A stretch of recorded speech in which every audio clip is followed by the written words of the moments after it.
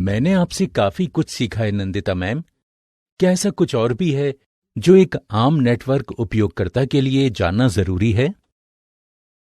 हाँ राजेश, और भी कई चीजें हैं। इंटरनेट के लिए बेशुमार खतरे हैं। मैं पहले वायरसेस के बारे में बताती हूँ। नेटवर्क में वायरसेस, क्या इसके बारे में आप विस्तार से बता सकती हैं मैम? हाँ, जैसे हम किसी वायरल इन्फेक्शन की वजह से बीमार हो जाते हैं, उसी तरह नेटवर्क में मौजूद कई घुसपैठियों के बनाए हुए प्रोग्राम्स जब सिस्टम में घुस जाते हैं तो उसकी सेवाओं को बाधित या खराब कर देते हैं।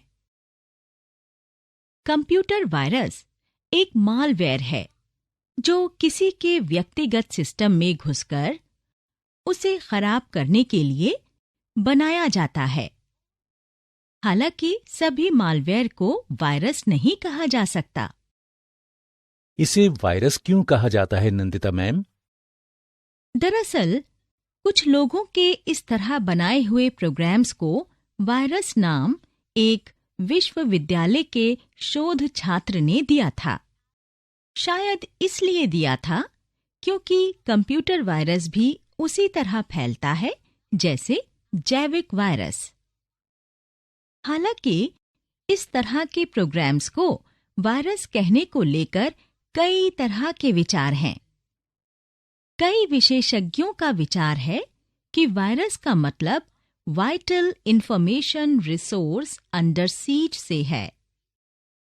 अगर एक प्रोग्राम्ड वायरस के बारे में जानना है तो हमें इस तरह के प्रोग्राम्स की बुनियादी बातों को समझना होगा।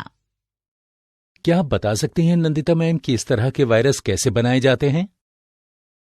दरअसल इस तरह के वायरस बनाकर भेज दिए जाते हैं। ज्यादातर किसी प्रोग्राम के रूप में अटैचमेंट के जरिए लोगों के ईमेल या सिस्टम में फैल जाते हैं।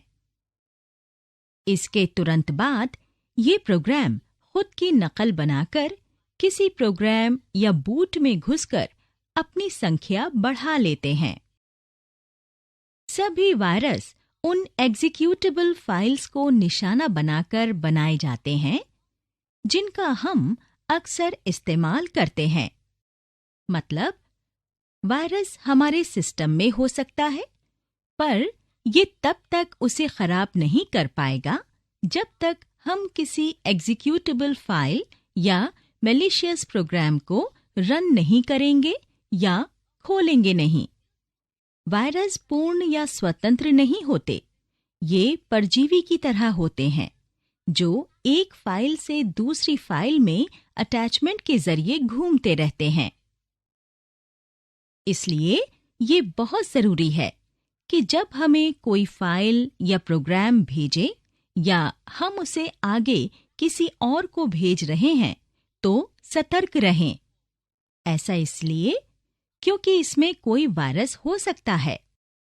अच्छा यही होगा कि हम किसी ऐसे ईमेल को ना खोलें जिसमें अनजान अटैचमेंट हो, खासकर तब जब ये किसी अनजान इंसान ने भेजा हो और इसमें .exe एक्सटेंशन हो, क्योंकि ये एग्जीक्यूटेबल है। वायरस सिर्फ भेजने से ही नहीं आता। कभी-कभी हम अनजाने में किसी इन्फेक्टेड वेबसाइट पर चले जाते हैं या उस पर कोई विज्ञापन देखने लगते हैं और अपना सिस्टम खुद इन्फेक्ट कर लेते हैं।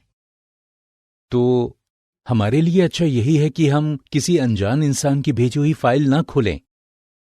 हाँ राजेश, किसी अनजान संस्था की भेजी हुई फाइल को खोलने से पहले इसकी दोबारा जांच कर लें। इन फाइल्स में वायरसेस हो सकते हैं जो हमारे सिस्टम को नुकसान पहुंचा सकते हैं।